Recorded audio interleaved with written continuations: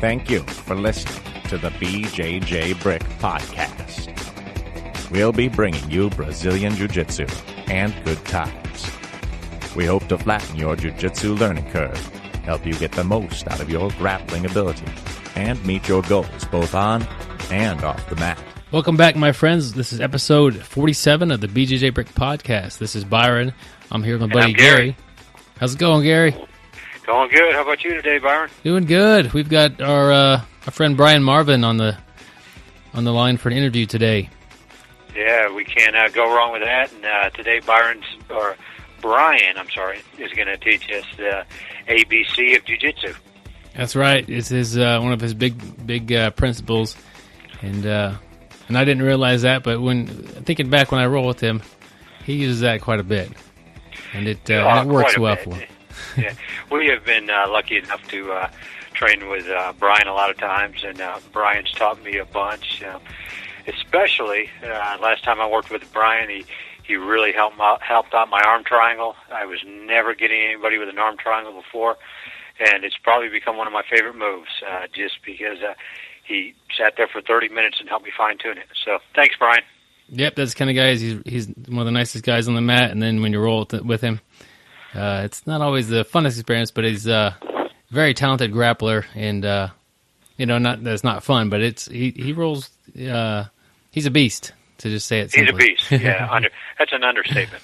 So, ask him what his goals are, and he's got the high goal of becoming a world champion at the black belt level, and I've got no doubt that he's capable of doing that.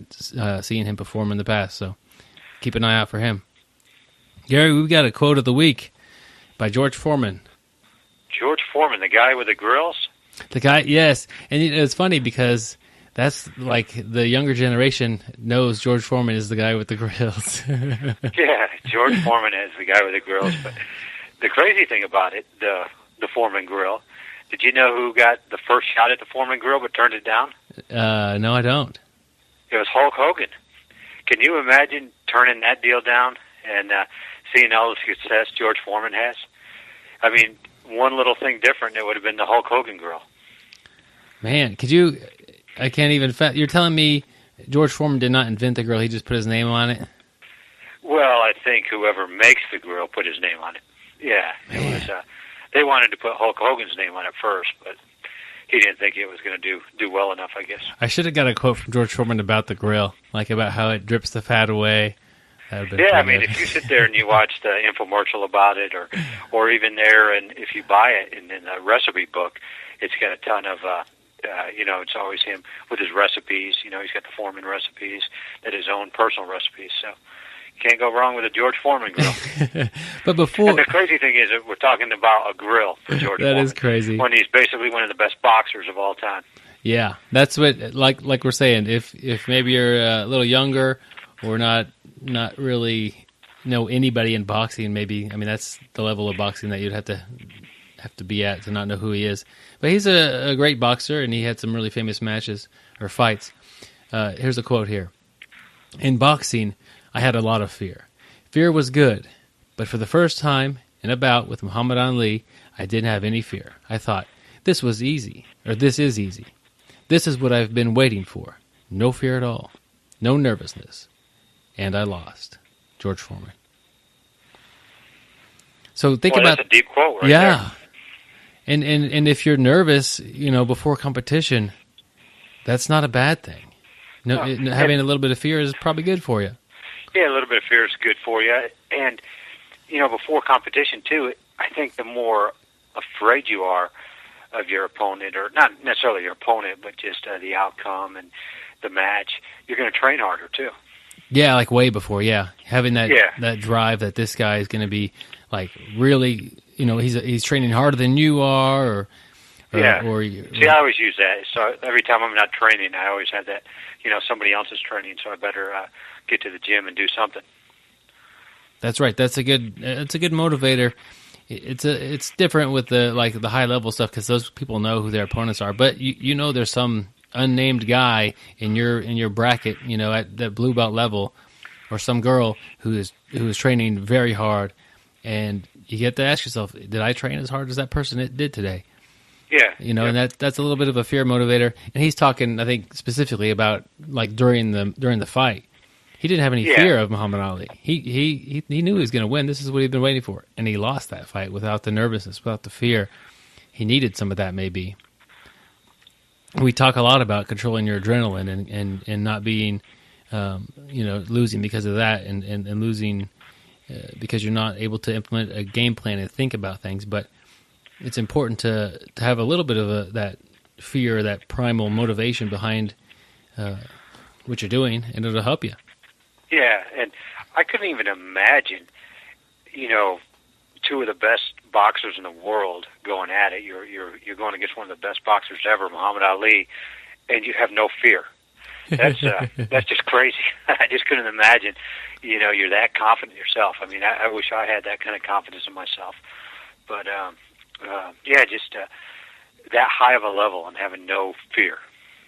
And I think that just the fact that he wrote that quote and he put it out there is just goes to show that he's he's wanting to share his experience with you and how important it is to take in these feelings that you have and use them for the better. Yeah, definitely. Like you said, use it for the better. Use that fear to motivate you. Train hard, learn new techniques, always evolve your game. Well said, Gary. You like that beat come rolling in like that? Some good tunes. Here coming in. It's rolling. You know what time that is? That is time. It's time for the article of the week. All right. This week we have an article written by our buddy Felipe Costa. He was on the show a few episodes back. He was on the show episode 41. So definitely, we'll put a link on, a link to episode 41. But afterwards, definitely after you listen to this episode, check out Felipe Costa's episode 41. Yeah. His website is BrazilianBlackBelt.com. He talks about that a little bit during the interview with him. So we got a lot of good information out of Felipe when we did interview him, but we didn't get this. This was, and I can see it just, having talked to him for a while, but his article is called, When Did the Student Become Capable of Deciding When the Right Moment Is to Change Belts? And you do hear that every now and then. I've heard, students or parents, I've heard them muttering, hey, why is Billy only a white belt? He should be a blue, Yeah, I think I'm going to get my purple belt, next Friday. I think I'm ready for it. And so that is something that crops up every now and then. Yeah, we were talking about this article before the show here, and I guess we haven't talked about it yet with the audience or with our friends here, but I hope that we're not, as a community, going out and asking our instructors, hey, when am I going to get my next belt, and making a big deal out of that. I can't imagine, anybody who listens to this show more than twice would have that kind of attitude to tell their instructor that they're ready, or to big deal it, really, even, just keep training, and keep soaking up the knowledge, and don't big deal your belt, I know, Gary is very guilty of not big dealing the belt. He didn't do much gi, so he's been in the same belt since he's stopped wearing the gi so much, but he doesn't have any problem rolling with guys that are a much higher belt than him. Yeah, really, the belt is a heck of an accomplishment, but it doesn't matter how long it takes to get there. It's as you're going along, enjoy the journey. As Byron just said, soak up the knowledge. It's you're learning from so many people. You're having a great time. Do you really have to become a black belt in 3 years? What's the difference between 3 years and 10 years? It's just a journey. Yeah, and in the article, you could just tell it really bothers him when somebody asks them, when am I going to get my next belt? Or I think I'm ready for my next belt. What do you think about that? He might throw on another year until you're getting that belt, just for the question. And he might have been ready to give you the belt, but he I think it's a little bit of maturity that he's looking for, and not telling him how to do his job. Respect your instructor. Yeah, respect your instructor, maturity. And, I like what he says, it's not based on a simple fact, such as rolling with higher belts. it's a mix of various aspects that only the master/instructor knows. So we're not just looking at, you may be a Division I national champion wrestler. You can come in and dominate, probably do very well with 1 year of training against black belts.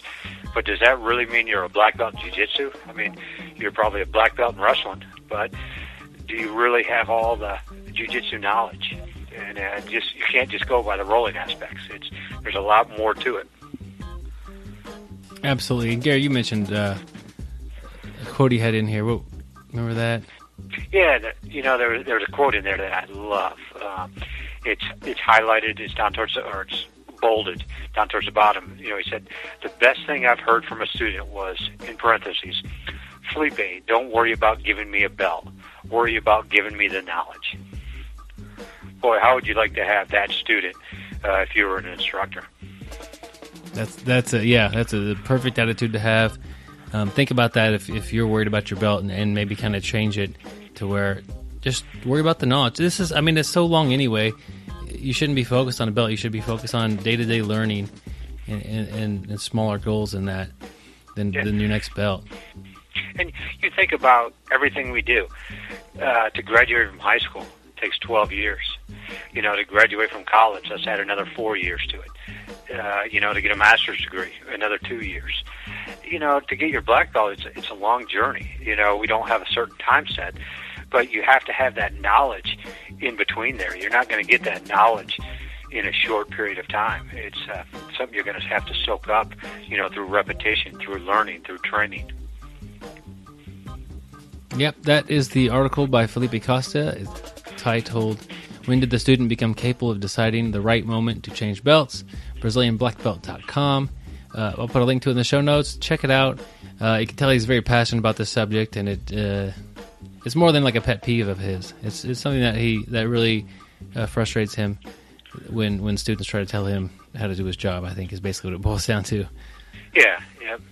I mean, you want to do that at, your job and expect to have a job. Yeah. Yep. Exactly right. But I think it's about that time for our interview with Brian Marvin. All right, guys. I hope I know you guys are gonna love it. Like we said, we've enjoyed training with Brian over the years, and he's since moved away. We still see him every now and then. He comes into town and is happy to smash us for a little while. So, you'll catch his A.B.C. of jiu-jitsu, and if you're not already doing it, you need to start adding that to your game. So here goes the interview with Brian Marvin. All right, my friends, I have Brian Marvin with me on the phone today. How are you doing today, Brian? I'm doing great. How are you? Doing good. Brian is a old friend of the show, me and Gary's. He used to train here in Wichita with us, and now he's moved away quite a while ago. And I always see you online. You're training hard. You're competing, and you've always been a monster on the mat. So figured you were a good one to get on the show. I really appreciate it. If somebody doesn't know who you are, could you describe who you are, where you train, and kind of what got you into jiu-jitsu? I'm a Gracie Barra black belt. I'm a first-degree black belt. I got my black belt from Master Carlos Gracie Jr. in 2011 after I won the Pan Ams as a brown belt. The year prior to that, I got second in the Absolute as a brown belt. I've been training jiu-jitsu since, 05, 06, somewhere in there. I've been active duty Army for almost 20 years. I retire in December. So I was coaching wrestling and had wrestled pretty much my entire life and wanted to get back into competing. And the easiest way to get back into competing is submission grappling or Brazilian Jiu-Jitsu. So I ended up the only place that had a school when I lived and worked up in St. Joe, Missouri, was an MMA school. So I started doing some no-gi stuff, submission grappling with those guys, and they convinced me to fight 8 times. And then I moved to Wichita, trained with Byron and Gary and those guys down there, and ended up fighting one more time. And then got into a school that just had gi jiu-jitsu, and then after that I stopped fighting and really started to concentrate on Brazilian jiu-jitsu. So I've trained and competed ever since I took up Brazilian jiu-jitsu, and that's where I'm at now. I always, from the best I could remember, sometimes my mind gets mixed up, but you were talking about doing MMA and just, you're going out there and you're going to submit the guy. And I was like, why don't you just do jiu-jitsu? Like, that's all you're going to do is go submit the guy. You don't have to worry about all the strikes and with that. And then I thought that was kind of like you were, like, I don't remember particularly any of your MMA fights, but I imagine a lot of them ended with a submission or a triangle or a darce or something like that. But like your goal, it seemed like to me, was to go submit the guy. And punching somebody in the face had never, for no apparent reason, never really appealed to me. But definitely submitting them or choking them has.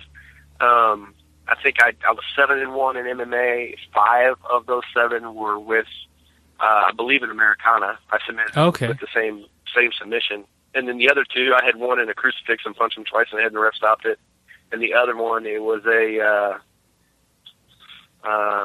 think a TKO for strikes or something. But I'd had his arms wrapped up or something. But yeah, once I got to a place where I could concentrate on Brazilian Jiu-Jitsu in the gi, I still do no-gi stuff too. But once I got to a place where I could do straight up Brazilian Jiu-Jitsu, that's what my focus went to. I stopped fighting, and I still coach people. I still help people that do fight MMA because I have experience with that, so I can help them with those situations.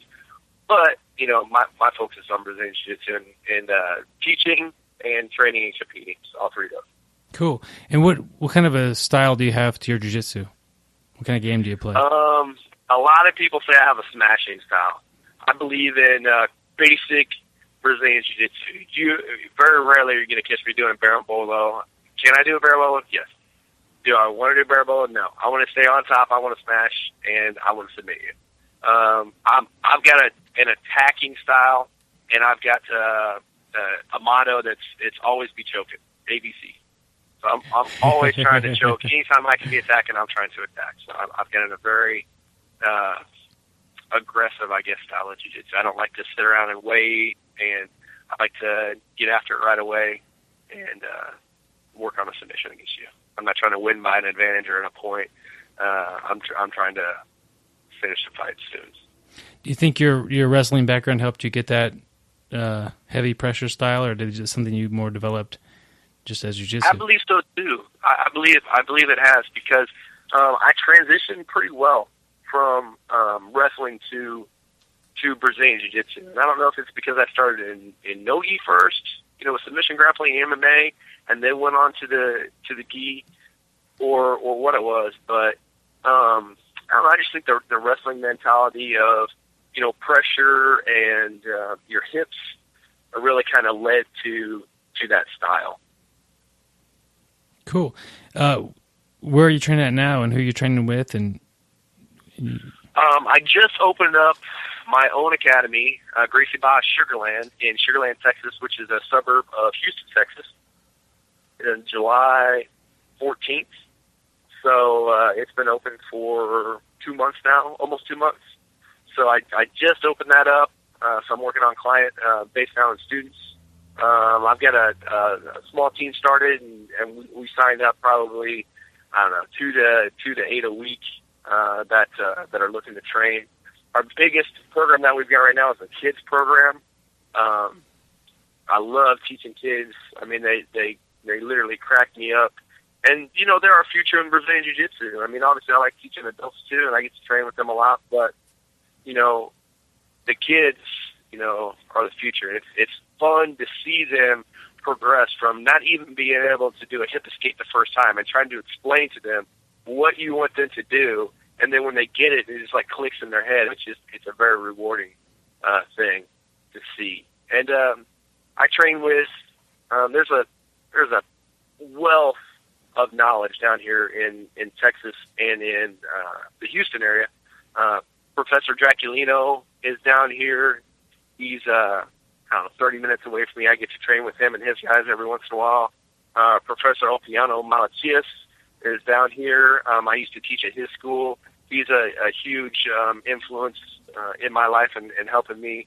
I've got guys in Gracie Barra and Katy that I think they've got Professor Ted Stickle over there, and I think they've got 3 other 3 other black belts over there that I get to train with. And there's probably, 10 to 12 really just exceptional black belts. Most of the people I train with are Gracie Barra guys because it's so easy with how the Gracie Barra system works. I drive over to Austin and I train with Professor Gunji, or I drive to San Antonio for Army stuff to out process for retiring. I get to train with Gracie Barra in San Antonio. So I mean, it's just wherever I get to go in Texas, there's those guys around there. So sounds pretty sweet over there in Sugar Land. Got all that stuff going right by you. Nice and sweet. You mentioned that your kids program is off to a good start. How did you do that? Really by when Professor Opiano let me start teaching his kids at Gracie Barra West Chase. I never really, I coached wrestling, so I taught bigger kids, high school kids and stuff like that. Yeah. But I never really taught little kids. And once he let me start teaching the little kids, I mean, it was just crazy how much fun it was, and just the excitement. I'm a pretty excitable person anyway.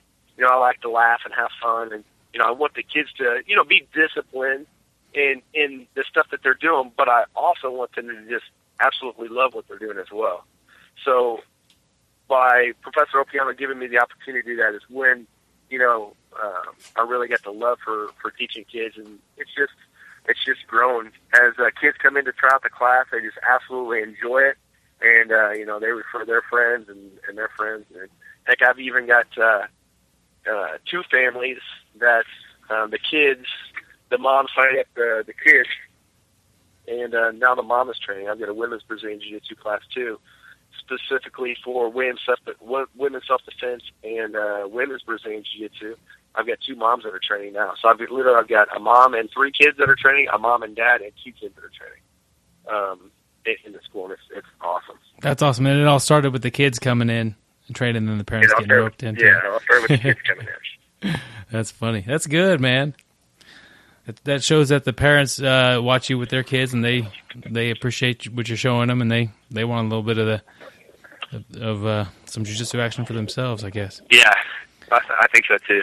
Like I said, I really like teaching Brazilian Jiu-Jitsu. I mean, I love competing, but I love teaching too, and I like helping people get better themselves. At this art, because it's something that is such a fulfilling thing to do in training Brazilian Jiu-Jitsu. Yeah. So you've recently opened up your new school. Your job status has changed to where you're a full-time gym owner and teacher. Is that correct? Well, I'm not really. Well, I'm a full-time gym owner. I've got another black belt that I failed to mention earlier when you asked who I was training with, Professor Ignacio Neto. He was the number 2 ranked brown belt in the world last year. He just got his black belt 2 months ago, I think. He got his black belt. He's competing in the Nationals this week, and then he's competing in the Dallas Open next weekend. But he's one of the instructors that I split with. He teaches at my school, Gracie Barra School, and he also teaches at Gracie Barra West Chase. So I saw him on active duty until December, so as soon as December is up, then I'm going to be a full-time instructor. Right now I kind of split classes when I have to work for the Army. Professor Ignacio teaches, but all-night classes I teach, and then I get a 6:30 a.m. class that I teach too. So. Cool. You sound busy. What are some of your goals you have for the school or your competition career? Competition career, I'm a Pan American champion. I will be a world champion. That's one of my goals. I competed in the world championships last year, and I got beat in the quarterfinals by Professor Fabio Leopoldo. I felt great in the match. The first round, I had a 14-second submission with a straight armbar that I like to do. Wow. From guard. But, I was feeling great against Professor Fabio Leopoldo, but ended up falling short in that one. And, my goal is to become a world champion. And then the goals for the school is, to bring the Gracie Barra style of Brazilian Jiu-Jitsu to the Sugar Land area. It's already in the surrounding areas. There's one of the other suburbs, Katy, and then Champions, the Woodlands, Webster, and then West Chase is all has Gracie Barra, all have Gracie Barras, and then in the Sugar Land and the Missouri City area, bring it down there to those guys, so that way they can take advantage of not only the network of being able to move between schools and see, some of the other instructors, like I said, Professor Jacquelino or some of the other guys, but, just how, the discipline, the respect, and, teaching and instilling that into the students. Sounds like some really good goals, and I know you're a guy who's always pushing yourself and getting better. So looking forward to seeing you compete at the Worlds next time, and that'll be exciting. And I know your school is going to do well and help jiu-jitsu in the area there.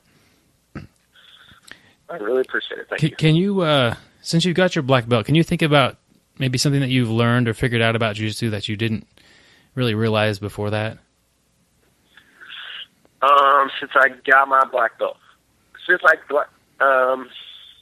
when I moved to Tennessee in 2008, I lived in Tennessee from 2008 to 2012, and when I moved there, I was a brown belt. I just got my brown belt from Professor Tusa from Gracie Barra, New Mexico, a huge competitor, huge influence in my life, just an overall outstanding guy. And I got my brown belt from him before I moved to Tennessee. And when I moved to Tennessee, I literally walked into one of the gyms and I was like, "Hey, I'm interested in your Brazilian Jiu-Jitsu program."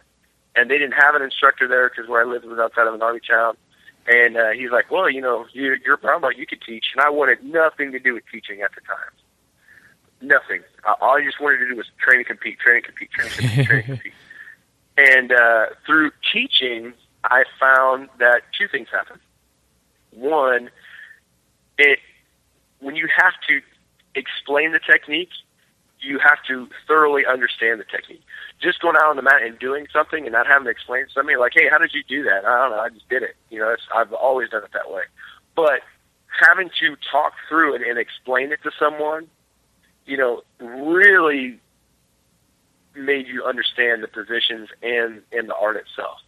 So I think maybe one of the things that I realized, maybe not a black belt, because I started learning at brown belt, and a lot of people don't get the opportunity as a brown belt, but being able to teach, you really, really, really start to understand the techniques and how the position itself works and the finer details of that position. And one thing that I would suggest, if you're a white belt or a blue belt and you're coming up in the art of Brazilian Jiu-Jitsu and you're like, "Well, I'm not going to be able to teach." And obviously, if I'm out there trying to tell people how to do this technique, my professor, my black belt instructor is going to be like, "Hey, stop talking. I'm the one that's teaching the technique. You obviously don't know as much as I do, not step on toes." But I would take notes. So through taking notes and having to describe the technique that you just saw in your own words on a piece of paper using pen, with a notepad, I think that it will help a newer person in Brazilian Jiu-Jitsu understand the positions and the techniques better. Yeah, and so many people that are at a high level recommend taking notes, and it's such a difficult thing to do if you don't make it like a habit. Like if you put that notebook in your gym bag, and right after class, before you even leave, just write down what you guys did, write down a few of the details that you noticed, and I mean I think you're ahead of the curve on that, because it's hard to write that stuff down the next day or even after you get home and cleaned up. It's just too much time and distance between when you learn the technique and when you were on the mat versus when you're actually writing it down. That's the way I am anyway. Right. Absolutely. What do you do before you step on the mat to compete? Like right up to the match? Do you have any sort of things you like to do ahead of time? Mentally review what my game plan is. Anytime I compete, when I fight MMA, when I compete Brazilian Jiu-Jitsu, anytime I really do anything, I kind of have a game plan on what I want to do. Excuse me. And that's one of the things I kind of tell people, too, when they ask me that same question. "Hey, I'm getting ready to compete for the first time, or I'm a blue belt or whatever, and, I'm having trouble in the competition." Have a game plan. What I tell people is this. If you're driving down the road, you're driving the car. And if you're driving that car, you know where you want to go what direction you want to go in. You've got your map, and your map are your positions that you're really good at. And anytime, you've got an obstacle or detour in that road, you get sidetracked, but you want to try to get right back on that path to your positions. So one thing that I try to do before I compete is kind of like visualize what positions that I want to try to get to, or have a game plan if I've seen that person compete, or watch this match prior to, have a game plan on what you're going to do, and have contingencies to be able to get, okay, well, this is one of their good positions. If they go there, this is what I need to do to get back to where I need to be. So that's one thing I try to do, is kind of visualize, what my game plan is, so that way I can kind of try to stick to that on my competitions. Very rarely do I go out in a competition or before class or, pretty much anything and not have a game plan on what I'm going to do. It'd be a huge disservice to myself or my students if I go out to a class and not be prepared for it. So there's no way I'm going to go to a competition and do a disservice to myself or my students and not be prepared for the competition as well. Yeah, and you have a way to get back to your game plan. Should you end up on bottom in side control, I bet you have an escape that'll get you back to where you need to be in mind already. That it wasn't your game plan to be in side control on the bottom, but the way you're going to escape, it's not going to put you in a position that you weren't wanting to get to anyway. You're going to end up back in one of your good spots to where you get your game plan back on the road. Exactly, yes. So yeah, that is. I think that's a pretty common mistake for a new person, is to not really have a game plan, or to just go out there and just go see what happens, and that is a disservice to them or to yourself when you do that. Have a game plan how it's going to start, have a game plan how you want it to progress, and it's so much easier when this is the path I'm going to use, and if that doesn't work, I'll do this. It's like it's less confusing. There's less stress involved with it, I think. I would completely agree. And about the only time that I don't go into a role with a game plan is a lot of times when I'm training. A lot of times when I'm training, I have no game plan on what I'm trying to get to, unless I'm getting ready for a competition. As soon as I get ready for competition mode, my game plan starts coming to effect. But if I'm regular training with students or anything like that, I've got no game plan. A lot of times, the other thing I learned as a brown belt, when you're an instructor at a school that has all lower belt levels, you've got nobody like that, world champion black belt like Tusa was to push you to get to an exceptional level. You've got to put yourselves in the worst possible situation. Let that student work on that pass that you just showed him to get to mount or to get to just an insane controlling position on you. And then you have to work to defend to get back to where you want to be, get back to that closed guard, get back to that, that top side position. And I learned that at brown belt too, that, there's only one way to get better when your training partners maybe aren't at the level that they're going to be to push you. Everybody can help you. The newest white belt can help, a multiple-time world champion prepare for a fight if you're working in the team aspect. Yeah. So when a person is out there training, they've got to realize that, just training with other students within the gym is helping everyone get better. So sometimes I think, because I talk to guys at the gym too when they're discouraged about, man, I keep getting in this position. I don't feel like I'm helping out by training. Man, more times than not, you're really, really helping people. Even if you think you're not, you're helping yourself as well. So I would definitely, bring that up as part of the topic. So it's kind of like a positional sparring with somebody who may not be as skilled or as dominant on the mat with you, but you throw them in a position that's good for them, and it'll help you work on your escapes or your weaknesses maybe, and it really helps them develop some attacks that they would never really get to do if you just beat the crap out of them all the time, right? Right.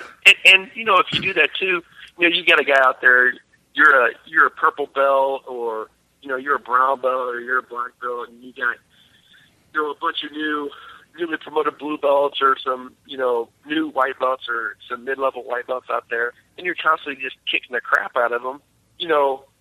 They can get discouraged. Yeah. And really, I think we used to I can't remember if it was there in Wichita we brought this up, but it was like, man, you don't want to be a mat bully. Why would you want to be a mat bully? That's your teammate. You want to try to help him get better. You don't need to be a mat bully. You know what I mean? Yeah. That's basically what it is. You're out there beating up on these guys that want to learn. Like, literally, all the white belts that are out there, all they want to do is learn. And you're sitting out there just beating them up, being a mat bully, and they're not learning anything. They're learning how they not want to be. You know what I mean? It's not fun. Yeah. Right. Yeah, you got to make it fun for the new guys. Even like maybe the first few days they're trying to kill you, so you have to control that. But after they kind of calm down, right. Protect yourself. But when they kind of calm down, let them work a little bit, and it's better for both of you. Exactly. Let's say you've got a student, you're coaching. It's his first tournament. What advice are you going to give him or her going into that tournament? Positions. Not necessarily get to a position, because everybody says get to a position for a submission. No. Just worry about, your body positionally. Keeping those elbows in tight. Keeping that chin tucked. Because, the fundamental things that go wrong at the beginning level is, you get those arms extended to give your arms as targets for arm bars. You raise that chin up to do a bridge when they're in side control or on mount, and your neck is goes from having no space to 6 inches of neck to be choked. So just remember positionally, all the things that you had trained before, keeping those. My kids that I teach know when I say, what do I do with my elbows? Super glue them to your body. Then they literally, the first thing they say when I say, what happens with my elbows? Super glue them to your body. Exactly. So just remember those positional things that, even if you don't know all the moves in the world, or even if, you're not the best guy, or girl, you're going out there to compete, which is great experience. Just remember your core positions of keeping your elbows in, keep your hands up, keep your chin tucked, and worry about your hip pressure. And then the rest will come from there. That basic arm bar that everybody knows, that basic cross collar choke or whatever. Even if you're just in a mad scramble, getting back to close guard and working that sweep and you win off of a sweep, it's the core positions that are going to get you where you need to be. If there's one thing that I truly believe in, and that's basic fundamental Brazilian Jiu-Jitsu. I do the heck out of a Darce. I've been doing the Darce choke since I was a white belt. I think I've been doing the Darce choke, and I still do the Darce today. But it's a fundamental choke that I learned as a white belt, and I just do insane stuff with it now. That lapel choke, the Bravo choke, I've been doing that since I was a blue belt, and now I do it from everywhere. But as far as that's about as flashy as I get. I'm a big get to mount front choke kind of guy. I'm a big straight armbar guy for when people plant their hands on the ground because they're not paying attention to where their hands are going. That's how I won that match in the World Championships. I worked the position to the ground. He planted his hand.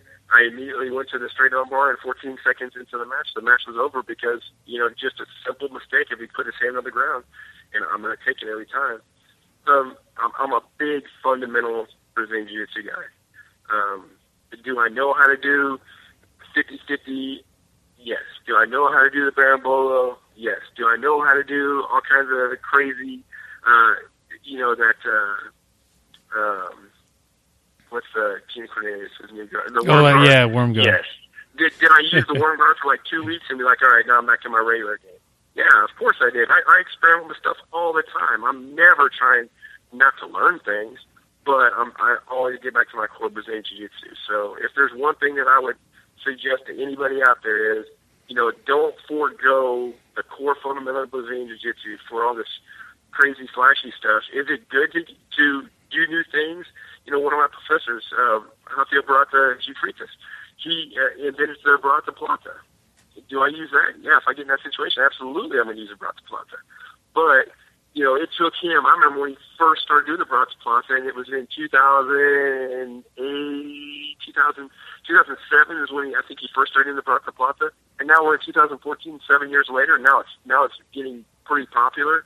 the bracha plata is. So, it took him 7 years to develop it to how it is.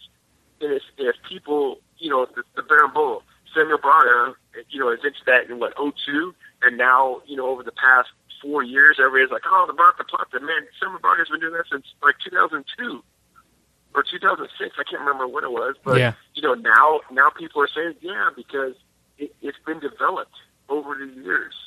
So if you're a new guy and you're like, all right, 50-50 is where it's at, and instead of somebody defeats your 50-50 and you have no idea how to do core fundamental Brazilian Jiu-Jitsu, you're in trouble. Yeah. Or, the core principle of Brazilian Jiu-Jitsu, self-defense, you're not going to, I saw a hilarious thing that Kit Dale put out today. Did you see it too, Kit Dale? Oh, it was today? Classic grappler, where they bump into each other. They're like, oh, actually, Keely Cornelius, I did this, and he scoots on his Yeah. He's like, man, you are weird. Get away from me. Yeah, it was funny. But you would never start a self-defense situation on your butt chasing the guy down. Right. That's why, that's hilarious. Yeah. So, the core principles of jiu-jitsu, and fundamental techniques are always going to be where it's at. And if you watch the World Championships, the armbar, going to win a World Championship. A wrist lock won it 2 years ago at the black belt adult level. A wrist lock. Yeah, won a World Championship with a wrist lock. And it's right there. Nothing super flashy. Granted, are you going to be able to score points? Does it look good? Is it a very involved technique? Yes. But those guys at that level took years to develop that, and they didn't just jump into jiu-jitsu and say, hey, today I'm going to, get away from, I'm a white belt or a blue belt, I'm going to get away from that armbar to try and test the technique, and I'm going to start working a Berimbolo from 50-50. So. Yeah. That's just my opinion. Yeah, you're never wasting time if you're working on your fundamentals, and it's so easy these days with like YouTube and all this stuff out there to just get jumped on and try working on some stuff that's like the new fad, and who knows if it's going to fit you well. But the fundamentals, they fit you well. No matter who you are, you've got to keep your elbows glued to your to your side, and keep your base and your balance. Now, you wrestled your whole life up until jiu-jitsu, basically. Did you? Maybe even after that. But so you had a good wrestling base. And when I met you, you'd been doing nogi for a little while, but you would pull guard and triangle everybody. And I thought that was funny. Like, here's this guy who's like and I see you wrestle. You're a really good wrestler, but here he is. He's not even worried about that. He's pulling guard and he's throwing up a triangle. And it was like, how do you beat him? Like, even if I do take him down, I'm in his guard, and if he wants to be in my guard, he'll do that too. Like, what was your mindset, to developing your game plan to where, like, you decided, I'm going to work on my guard, and I'm not just going to wrestle. Like, that's so easy for wrestlers to get in that mindset. I just want to play top. I want to pass, get some points, to where you were pulling guard, and you weren't really forced to do that. What was your game plan behind that, or your mindset? My mindset behind that is, anytime that I train, I always try to train on my weakest possible thing. When I was fighting, I was working on my stand-up, because I was never a really big stand-up guy. So, 75% of my MMA training was geared towards my stand-up, to get my footwork right, to get my, my hands working the right way, my feet coordinated with my hands, coordinated with my brain. But when it came to my ground game, I felt comfortable on top, but I felt uncomfortable on my back. So I think that's where I made a good transition, because I put myself in the worst possible scenario in my training. Where does a wrestler not want to be? On their back. They're trained, don't go to your back. Always belly out, work on that top position. You're working on, halves, cradles, keeping that head control of your hips, on your toes, and if I would put myself in the worst possible situation of getting smashed on bottom. And I brought this up to my class yesterday when I was teaching. Anytime you're on bottom and you're not in guard, your sole objective in life, other than defending, is to get back to closed guard. That's the only thing that you should worry about, is getting back to closed guard. Once you get back to closed guard, then you can work on a sweep, you can work on a submission, you can work on anything else.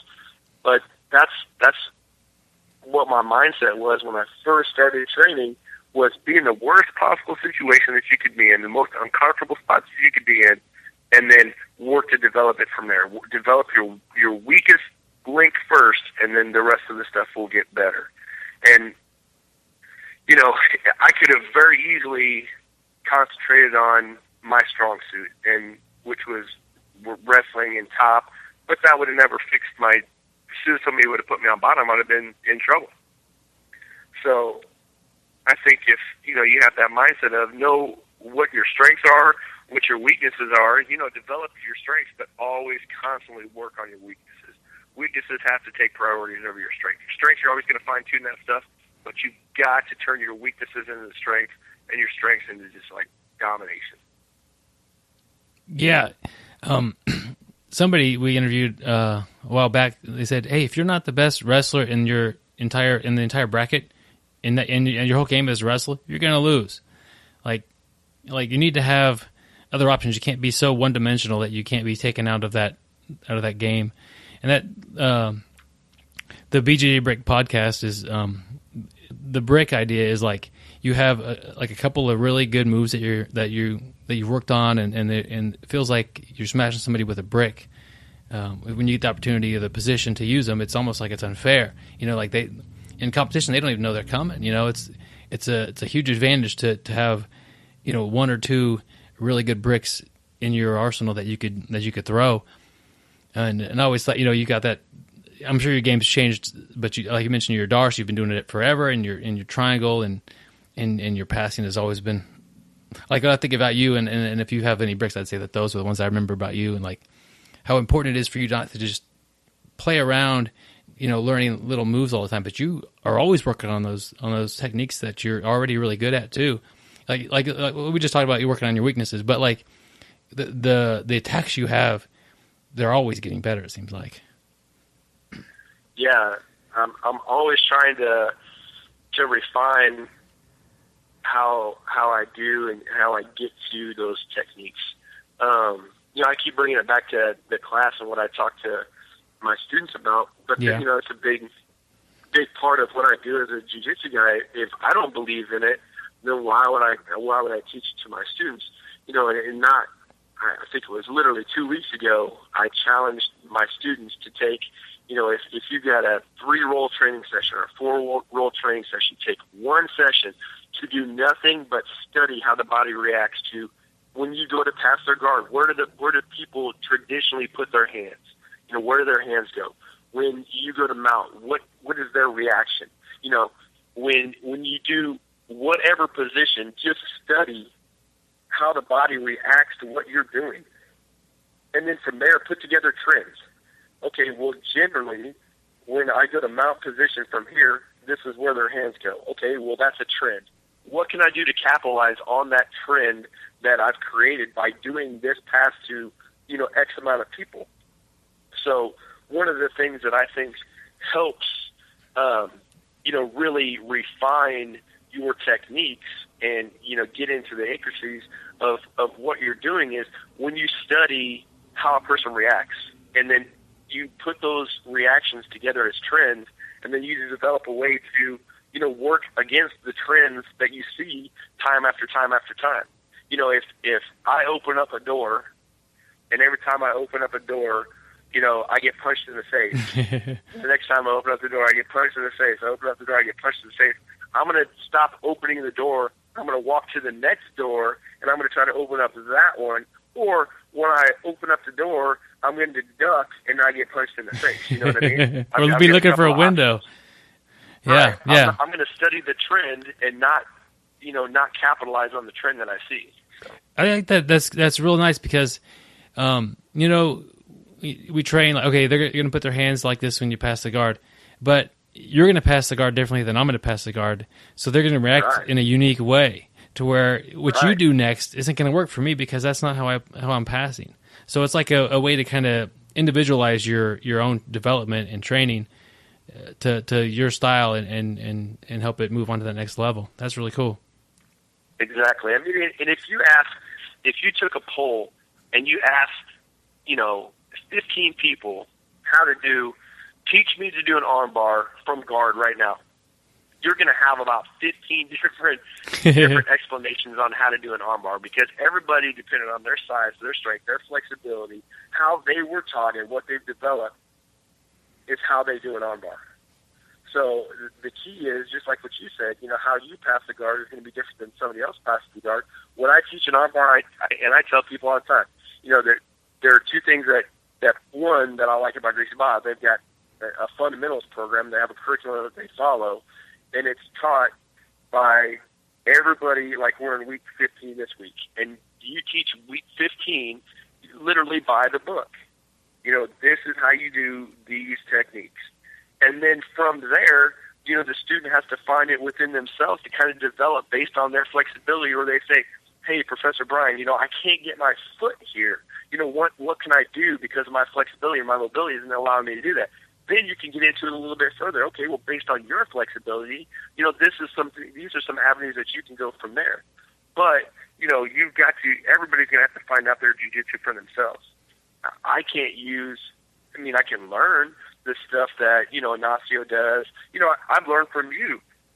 When we were training, there was stuff that you would do and be like, man, Byron, show me how you do that. And then what I would have to do is adapt it to me, because you're crazy flexible and I'm not, or not as crazy flexible as you are. So I would have to develop it for me, but it's the same core position, but adapt to my ability, my flexibility, my strength. I'm 6'1", 210 pounds. You're like 6 foot, right? A little under, but yeah. 6 foot. But you're like what, 165, something like that? Yeah, I've been putting on a little bit of weight, just my eating more. style is a lot different than yours. I want you to have a lot of pressure. You want to be, maneuvering underneath my pressure to, work your hips for, those sweeps, or out the side or out the back, different things. So, people's styles, everybody's different. Yeah, it is. I mean, martial arts, but it is like you have to, it's an art form. When it comes down to the individual level, figuring out what works for you and your body. There are no katas in Brazilian Jiu-Jitsu. Yes, thank goodness. What would be a good goal for a student for their first year of Jiu-Jitsu? Probably just set like little mini goals. Yeah.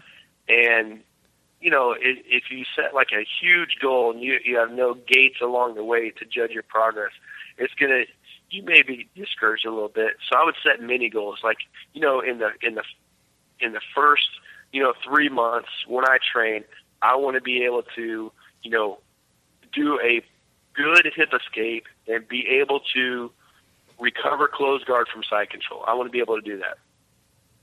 So, the first 3 or 4 months, they're working on that. And then, one thing that I always worked on was I want to be able to get to mount position and maintain a mount position. Because, contrary to popular belief, maintaining mount position is kind of a difficult task. Yeah. Because you got a guy pushing on your hips, the guy is squirming, and, you got your legs grapevine back behind. I want to be able to maintain a mount position. Or I want to be able to do an arm bar and actually get an arm bar and not have, his elbow on the opposite side of my hips where it needs to be, or have the guy stack me. I want to be able to do the technique arm bar. I would just set small goals along the way, with those core basic techniques. If you're starting out jiu-jitsu and you say, I want to learn how to do berimbolo, that's probably not a good technique. You may learn how to do a berimbolo. Nothing against the berimbolo. Yeah. But if you don't know how to do an armbar, then you're concentrating on berimbolo. You're concentrating on the wrong things. Yeah. That's one thing that when I was coaching wrestling, I was an assistant coach, because I was in the Army, so I could only help and volunteer coach. I was coaching at this one school, and prior to moving to Missouri and Kansas, I was coaching in Iowa. So Iowa style is bang and bang and bang, pressure,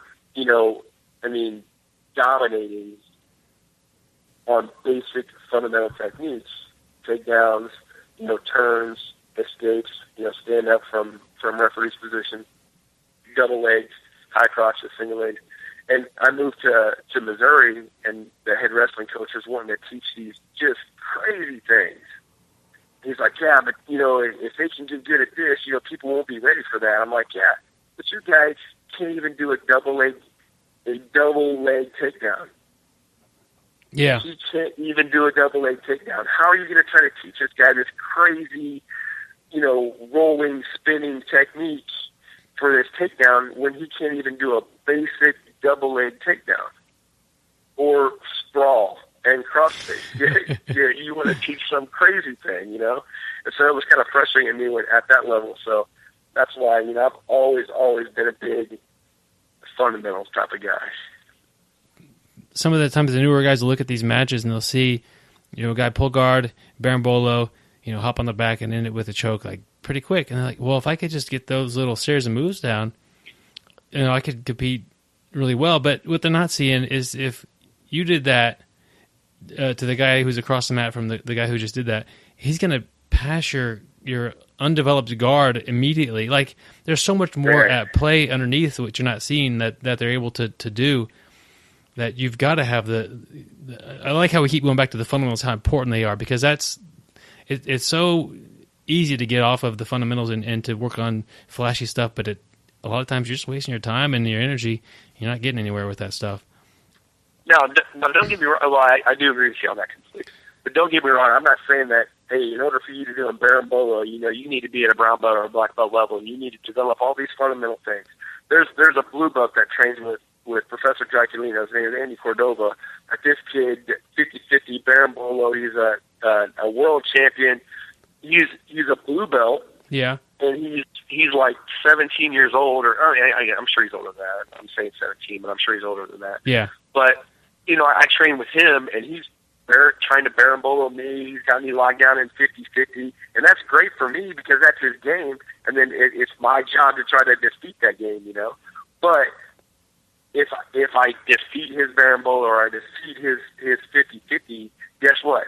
He still has the core techniques because he's been training long enough to be able to say, okay, well, that Berimbolo didn't work on that black belt. I better do some stuff that might actually, you know, push him to do something different. But absolutely, you know, if you, you know, continue to fine polish those core techniques and then develop that stuff, absolutely, you know. But I really don't think at a white belt you need to do that. I think white belt you should concentrate on core techniques. But, you know, you get to blue belt, like I said, blue belts when I started working on that Bravo choke. You know, if I would have concentrated on that as a white belt, you know, I probably would have missed some stuff. But I learned it as a blue belt, and I've developed it as a black belt now, and you know, that Bravo choke with the lapel is one of my bread and butter chokes. But, you know, I still am a core principle kind of guy, and I think that you can't lose sight of those core principles. So don't. I hope your viewers don't think that I can say that I'm saying that, hey, you know, only do, you know, arm bars, passive guard chokes, you know, don't worry about any of that flashy stuff. You're not supposed to do that. That's not jiu-jitsu. No, that's not what I'm saying. But, you know, don't lose sight of those core principles. If you want to look at a prime example of, you know, a person that does barely any flashy jiu-jitsu, like a 10-time world champion, look at Roger Gracie. Yeah. He is going to pass your guard, he's going to get to mount, and he's going to cross-collar choke you every single time. Everybody knows what his game is, and he's going to do it. Does he know how to do the Berimbolo? I'm pretty sure he knows how to do a Berimbolo. Does he know how to do 50-50? I'm pretty sure he knows how to do those things. But what's he going to do? He's going to pass your guard, he's going to go to mount, he's going to cross-collar choke you every single time. So, my 2 cents. As over the years that you've been teaching and things like that, and developing students that go compete, and also students that don't compete, can you think of some traits that you see in a new student that makes you think that they're going to do well at this? That they pick up on the techniques quickly. They've got good balance with their hips. They're not getting rolled a lot. And what I mean by rolled a lot is like when they go to pass the guard, their chest is to the ceiling and their hips are higher than their head. So as they go to pass, the person just rolls through and gets on top. So anytime that you get a person that's immediately kind of recognizing those things, okay, I need to keep my hips lower than my head. I need to, you know, when I do this switch my hips in half guard, I need to make sure my chest is down so that way it's not towards the ceiling. So that way, I've got no base at that point. People that realize where their base is and kind of how to use their base, I have found, pick up on it a little bit quicker, and those are the kind of ones that not necessarily you focus on, because I'm going to focus on everybody, but tend to want to compete quicker and do fairly well. Cool. Those are like physical things that they do. Can you think of anything that may not be physical, like a mental personality trait or something like that? Sometimes I think if you're super smart, sometimes you kind of overthink the techniques. Yeah. But usually when I teach, I teach pretty detailed description of the technique, and I want to put my foot here for this reason. I want to use my hand here for this reason. So sometimes I think if you're super intelligent, I have noticed that people tend to kind of overthink the position a little bit, and that I think that kind of slows them down a bit. I think they just need to like literally do the technique and figure it out, I guess is the best term that I can use, because nothing is going to be perfect. That guy that you're demonstrating on, he may move his knee 1 inch to the left or 1 inch forward or 1 inch back, and it's going to be different every time. So if you overthink, well, I have to exactly do this. I mean, every single situation, every time is going to be different. You can't replicate the same thing over and over and over. So I think that might be the only personality trait, is if you try to overthink things too much, you kind of just got to let it happen and then refine it from there. Keep going, just push, kind of just more action, more. Right. And when stuff doesn't go right perfectly, don't try to, just keep trying to push through, and especially like with passing, like they're going to, like when you drill passing and you're learning with a partner how to pass, it's way different than when you're trying to pass someone's guard while you're rolling. And I think that's sometimes kind of hard for the new students to understand that this, here we go, you learned the pass, you did it, 10, 20 times, 30 times, and you think you've got it. And then you try it and you get swept. And then you try it and you get triangled. Well, damn, that's how it goes, I guess. It's like that old In Living Color thing with Jim Carrey. You're attacking the wrong way. Nobody would attack that way. Nice. I remember, a little off topic here, but I remember when, I don't know where it was, but you and I went and competed somewhere. It might have been Topeka or Kansas City. And I don't think I told you, but I had in my mind, I was going to get an omoplata in competition. And so you may not remember this, but, cause I had been doing it quite a bit, in class. So, I get my guy and I get him in my closed guard, and I spent like 4 minutes of a 5-minute match with this guy in my closed guard trying to do an omoplata, and he was not having any of it. And you finally, I remember that. Do you really? You go, what are you doing? And I'm like, I remember when you said that, because it was like, what am I doing? And I'm freaking getting tired over here trying to work the same stupid move over and over again. I think I remember that. I don't remember what it was, but I think I remember that. Like, you working so hard, you had it in your brain, I'm getting this omoplata. I'm like, what are you doing? That was, that was one of my smarter moments, but and I didn't get. I don't think I've ever got a omoplata in competition, but I think I finally moved on and did okay from there. But that can't happen. There was an omoplata in the UFC not too long ago. The first one. Can't happen. The first one, I couldn't. Yeah, it seemed like a few years ago. I was like, I don't think there's been one, but there's so many UFCs, I can't keep up with them all, so I assumed that one happened. But they said it was the first one. Do you do many omoplatas? I do. Usually if I do an omoplata, it's to get to a sweep, because I'm trying to get back on top. I love the omoplata. The omoplata is a great position, and I think it's really good for bigger guys too. If I get a bigger guy pressuring me, I'm going to go to omoplata right away, and I'm just going to use their momentum and sweep to get on top. So I love the omoplata. Yeah. What's the difference between the sweep and the submission? Like, is it easier to do the submission with the gi on, or is it easier? Does the sweep just happen automatically? The sweep, usually, you push that omoplata and you get that foot behind your knee with the leg triangle, and then based on that body's reaction, they're immediately very rarely is a person going to let you put them in omoplata and they're not going to descend right away. So, they step over your head, you like barrel roll through, and then now you're up on top. The key with the sweep is, keeping that triangle lock and then finishing to your knees. If you can finish to your knees, like you're going to be facing the same direction. I'm pretty sure you've done this sweep 1,000 times. But, whether they try to Hercules their arm out, you go backwards, whether or not they try to step over the top of you go forward, or they try to barrel roll, just do a somersault, you push your legs forward. But the key is, finishing to the knees. You've got an automatic wrist lock that's right there because their arm is primed for it. Yeah. And then you can step back to mount or pull the knees to you and step over the top to mount. So it's a great position. There's really only one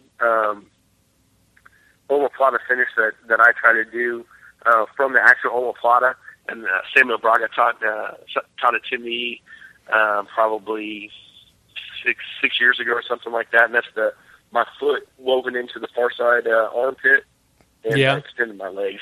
That's about the only omoplata. So you don't ever go for the actual shoulder? Sitting out to the side and grabbing the lapel or grabbing the gi, or trying to get the half backwards crucifix position by grabbing that forearm. It's just such a difficult position sometimes, and I'd much rather be on top. Or if they give me that position, they put my foot through there. I'm obviously going to do that. So it is nice to do on a larger opponent because they're like next to you and not in front of you anymore. To where I mean, I don't know how many times I've gotten smashed so bad for trying to armbar or triangle somebody, but the plata, nobody's going to smash you so much on that one. I mean, they have to get out, but the pressure's different on the defense. And a lot of times, you get a bigger guy. And either you can't. It's hard to maintain your closed guard, or they're so big that you may not be able to close your guard, and your feet are going to come to the hips. It's natural to, if you get your feet on their hips, control the wrist at your hip, control the back of their elbow, and you're right into the whole bottom. So and it's a natural progression right there from either position. That's good. I forgot to ask you. I was going to bring up earlier. Do you do any off mat training? Any weights or any cardio? I do. I do a CrossFit exercises. I like CrossFit because it's functional fitness. It's multiple muscle groups at the same time. It's not like a muscle memory planer type thing where I'm sitting there doing a curl, or I'm sitting there doing a bench press. I'm doing a clean where I'm trying to pull something up off the ground to bring it to my shoulders. Very similar to what you do in jiu-jitsu. When you do the standing pass, when you pull a person up off of closed guard, sit them on top of your knees, it's basically a clean position. So anything that I can relate back to Brazilian jiu-jitsu is what I try to do. And CrossFit is or any functional fitness type exercises is the closest thing I can find that really adds to what I do in jiu-jitsu. Cool. Yeah, I've got a couple of guys that do that, and it seems like after a little while, hey man, you're suddenly way stronger than you were a little bit ago. It's kind of funny with jiu-jitsu. Some people come in with no athletic ability, and they're pretty good at jiu-jitsu after a little bit of development, and they still have that like zero like exercise off the mat, and putting on a little bit of time in training off the mat, sometimes can make a pretty big difference on some people. Right. And one of the core things with CrossFit is squats and just having strong legs, and that really helps develop the closed guard game, or maintaining that top position, definitely takedowns and passing a closed guard. So yeah, it does a lot with the legs, and I think that really helps. But any functional fitness type stuff, kettlebells help a lot. Yeah. Working with kettlebells does things because it's working multiple muscle groups at the same time. So cool. That's all good advice about taking your game up a little bit, and especially for competition training. Well, cool. Do you have a way that people can get a hold of you if they're nearby and they want to train or want to contact you somehow? Absolutely. They can email me at info@gbsugarland.com. That goes straight to me. Or the Gracie Barra Sugarland Facebook page. Just send me messages on there. And the number is on there as well. They can give me a call, shoot me an email, message on Facebook or whatever. Or at GracieBarraSugarland.com, just submit a comment or anything like that on there, and anytime that anybody from any school is down, they're more than welcome to come train. I love training with anybody and everybody from wherever they're at. So if you happen to be in the Houston area, I'm literally 15 miles from downtown in the southwest corner, right down 59. Welcome at any time. Cool. Well, I'll put those details, your email, and the Facebook page on the notes of the podcast there, make them easy for people to get you. I appreciate you being on here, and I think we talked about a lot of good things, and I think hopefully everybody learned a lot. Well, I really appreciate you having me. It's great talking to you again, and next time I get up in the Wichita area, I'm going to definitely get some training in with you. All right. I get choked out over here. That's good for me. All right, man. Talk to you later. Thanks. Bye. All right. That was our friend Brian Marvin. He's out of Sugar Land in Texas. That's basically we're close to Houston. So if you're in the area, look him up there. We've got all the information on the website, how to get a hold of him. Get out there and train with him. He welcomes any guest. And Gary, are you going to start doing the A.B.C. of jiu-jitsu? Definitely going to do the A.B.C., always be choking. And when I'm rolling with Brian, I'm always being choked. So I guess when I'm rolling with him, I'm doing the A.B.C. too, but backwards. Always being choked. That's a pretty good one, man. He did mention that you're not always just choking somebody. You have to get the position to do it and then apply that pressure. He's not. If you're on his back, he's not trying to choke you at that moment. But when the position's appropriate, Brian's going to put some pressure on your neck, bare minimum to distract you. But if you don't deal with it, I guarantee you, he's going to either put you to sleep or at least get you to tap with it. So it's win-win. Yeah, and a tap's a tap. You're putting that pressure on. You're distracting, and you're grabbing the choke. Yeah, A.B.C. I'm going to start trying to do a little bit better at that, and I always try to put some pressure on when I get in dominant position, but I need to start looking more for the neck and see what I get out of that. If you've ever felt Brian's pressure, Brian's got insane pressure, and he's getting in that position, and I want to tap from the pressure, and next thing you know, I'll give my neck up. Brian's one of those guys that's like, you go from you start up in a position, guard or whatever, neutral position, and then as the match goes, it gets worse and worse and worse, and there's no back and forth. There's no that's a great analogy. And then you get tapped, and then and he does play sometimes, but when he's rolling a little bit harder, it's like that's how it is. You start neutral, okay, now you're in a bad position, now you're in a worse position, and then it's like, okay, I'm done, and then you start again. Yeah, rinse and repeat. Very dominating. Just keep doing it over and over again. So we enjoyed rolling with him, and if you're in the area, I know you will too. And he's a great teacher, great instructor. So hit him up and get down there and train with Brian. Gary, we've got these great new gi patches, and I'd like to give out a couple. I think it'd be fun. Yeah, we're definitely trying to give some out. Basically, all you have to do is go on to iTunes and leave a funny review. If we're good, leave us a 5-star review. We hope we could get a 5-star review, but definitely leave a funny review and send us an email and let us know it was you. We'll read it on air, and we'll send you out a patch. Yep. How's that? Sounds good enough. You don't have to be a comedian. Read the last couple. There's some funny reviews on there, some examples maybe, but just poke at us a little bit. You can tease us. We got pretty thick skin. Make it funny, make it interesting. Don't just say, "Hey, great podcast," but poke fun at us. It should be easy for you. And definitely email us bjjbrick@gmail.com. Let us know right when you do that review. That way we know it's you. Email us your address. I'll get the patch in the mail. Yeah, and it's a little patch. It's not a big back patch or anything. It's a little circular patch, and we'll put a picture there too, so you can see it. But nice patches, and definitely would look good on your gi. Yep. We've also got a Facebook page. So you can better like that. We're also on Twitter, but I'm not as good at that as the Facebook. I just always forget Twitter. But those will both have the weekly updates of the podcast when it comes out. There is an email list. I think there's 5 people on it now. I'm so far behind on the email list. It's ridiculous, But basically, if you're not on Facebook on a regular basis or Twitter, and you haven't got the routine that every Monday the show comes out, swing by, put your name in the email list, and I think it's on Tuesday, you'll get an email. Hey, reminder the show came out, and it'll say give a little write up about what the show's about. But yeah, just started it up recently, and it's off to a very slow start. But that's okay. Yeah, it's okay. Everything starts slow. We're trying to get up to 10. So if we can get 5 this week, we'll be in double figures. We could play That's our goal for the week. We're doubling it. It's a very sad email list, but we're not going to do anything bad with it.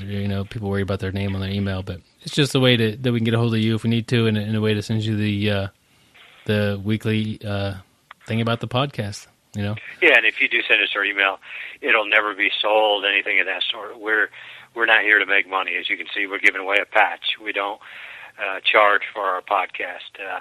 We just do this because we love jiu-jitsu. We want to spread jiu-jitsu around the world, and we want to meet new people that enjoy jiu-jitsu. So we can't go wrong with that. Yep. Gary, next week, but we've got a black belt by the name of Yuri Samoes, who gives a lot of great advice. He's one of the top black belt competitors today, but he's a little frustrated, I think, with some negativity that he's received about some of his matches. So definitely tune in next week and check it out. Yeah, and if you don't know who he is, look him up. Watch a couple of his videos. He's rolling with some of the best guys in the world, occasionally beating some of the best guys in the world, and that's caused a little bit of negativity towards him, I think. So definitely be a great episode next week. Looking forward to getting that one out to you guys. Gary, what would somebody do if they are a fan of the podcast and they're in Wichita, Kansas for the weekend or something like that? Basically, if you come through the metropolis of Wichita, Kansas, or anywhere near here, please send us an email. Byron and I, we're both here. We'd love to roll with you if you come through town. We'll get you hooked up, let you roll, and we'll train together. Can't beat that. We'd love to learn from you and learn some new techniques. Absolutely, guys. Just hit us up, bjjbrick@gmail.com. All this is available at bjjbrick.com. We'll looking forward to getting with you guys next week. Definitely. We appreciate you listening. Thanks for your support. Thank you for listening. I hope you find the time today to roll.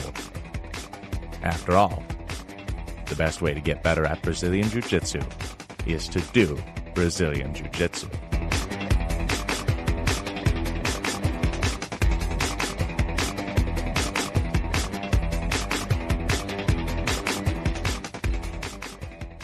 Here is another segment of unnecessary censorship. George Foreman, the guy with the The guy, yes. And it's funny because that's like the younger generation knows George Foreman is the guy with the Yeah, George Foreman is the guy with the The crazy thing about it, the Foreman, did you know who got the first shot at the Foreman but turned it down? No, I don't. It was Hulk Hogan.